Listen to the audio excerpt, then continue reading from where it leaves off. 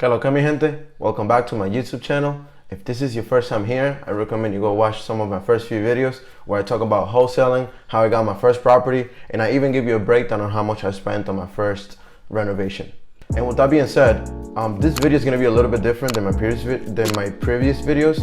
This video is going to be focused on answering a lot of the questions that I've been asked throughout the first 3 videos. I want to make sure that you guys are actually getting answers to all these questions, and some of them I thought that were really good questions that I decided to do a Q&A video where I just go through some of those questions and break down the answer a little bit further. With that being said, let's jump right into the video. One of the first questions that I was asked is, how do you hire contractors? The way I go about hiring contractors is I usually get at least 3 quotes for the work I'm getting done. And I get the quotes from 3 different vendors, 3 different contractors. And one of my best advice for that is that to not go with the cheapest, because the cheapest doesn't always mean the best quality work.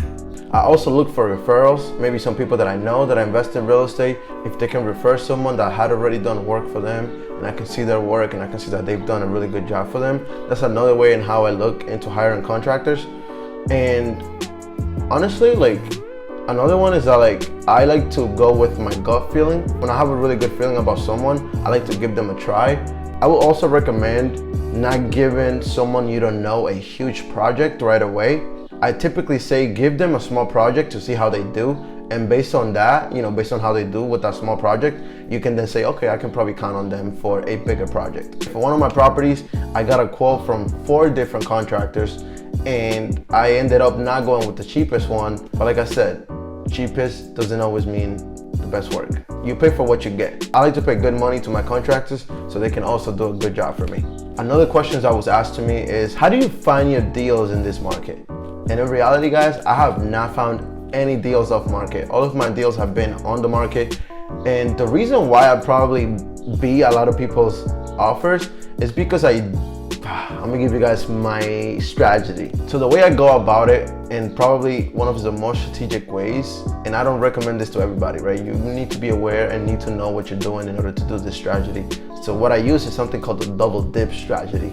So usually a property is listed by a seller's realtor. So the realtor that's representing the seller. Call and I say, hey, I'm interested in this property. And I basically tell them, hey, would you be able to write the offer for me and also represent me on the deal? So that same realtor is gonna be representing the seller and it's gonna be representing me. So typically they would work a little bit harder to get you the property because they will make double the commission if I am the one buying it. So that is one of the best strategies that I use to beat other people's offers and to just get good deals. A really good question that was asked to me is, how do you analyze a deal? How do you know if a property is a good deal or a bad deal? And unfortunately, guys, I will not be able to answer this because I have to go into a lot of details to be able to answer that question correctly. So what I'm gonna do is I'm gonna create a whole separate video just answering this specific question, and I'm gonna break it down from top to bottom. Another question that was given to me, how do you keep yourself motivated in this market? That's a really good question because I think that a lot of people are giving up because they're spending 6, 8, even up to a year to even find a house. And I know that has to get tiring and stuff like that. But for me personally, I just stay focused on what my end goal is.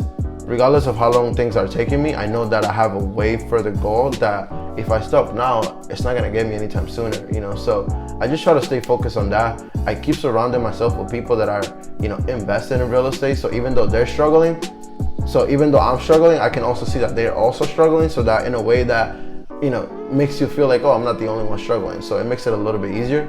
And overall, guys, it's very hard for me to give up into something. When I really like something, it's hard for me to just let it go. And I love real estate. I really love real estate to the point that I would spend my days doing real estate every day and I wouldn't be tired. So you gotta love what you do. Another good question is, how do you build your team in real estate?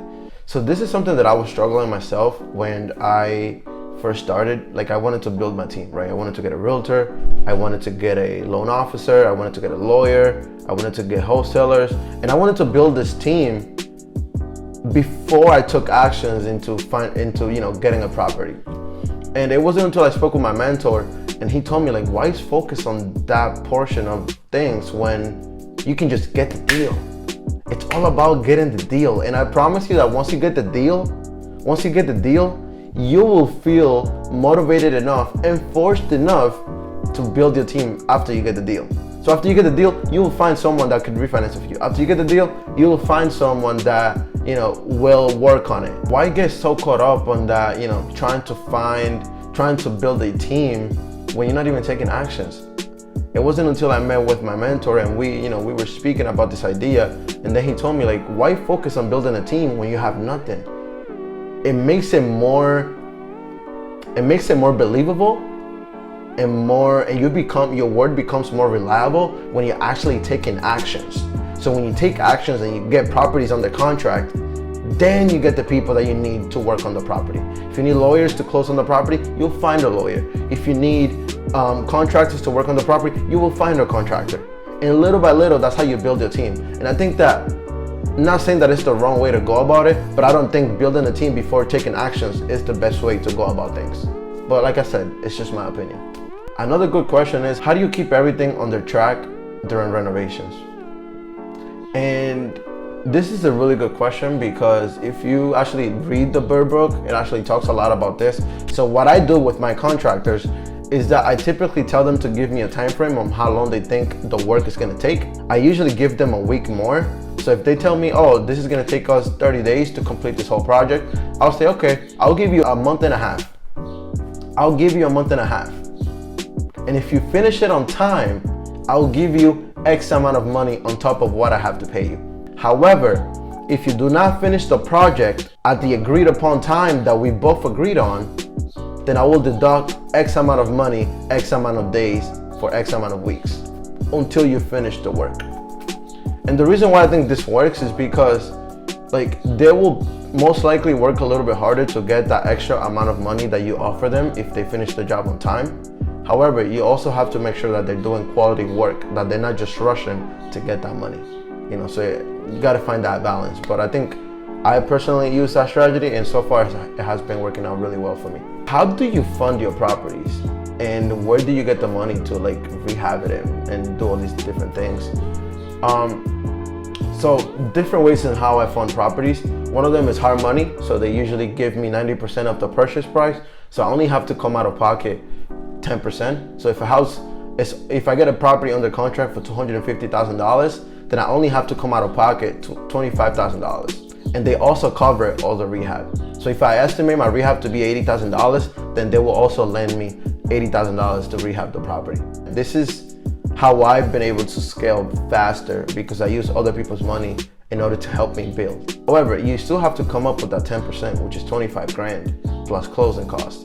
And this, you can either gain it in multiple ways. I was able to gain it by saving up through my jobs, my internships in college, just saving up, The 25,000, you could get it multiple ways. You can start saving from your job. You can take a loan from someone. Could be your parents, your friend, your uncle, your aunt. Someone that can lend you that money until you both agree when you can pay them back. And last but not least, my last question was, how did you find your mentor? I found my mentor by going to networking events in the surrounding area of where I live. Him and I kind of just clicked at the moment we met.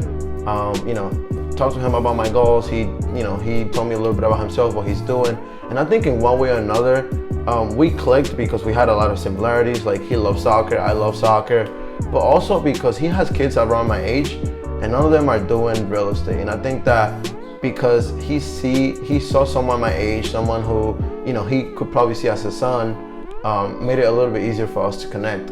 And honestly, if you could find yourself a mentor, that would be the best way. I'm not perfect, guys. I've always had doubts myself. Like, sometimes I doubted my own numbers. Like, sometimes I knew something was a good deal, but having him in the back saying, nah, yeah, you're right, this is a good deal, just made it a lot easier. If you guys think you would have loved to see me answer any other questions, like, please drop them in the comments below, and I can create another video like this in the future answering those questions. But yeah, this is pretty much what I got, and I hope you guys liked it. Also, please remember to subscribe, like, comment, and share this content so other people can also get to watch this video. Thank you very much.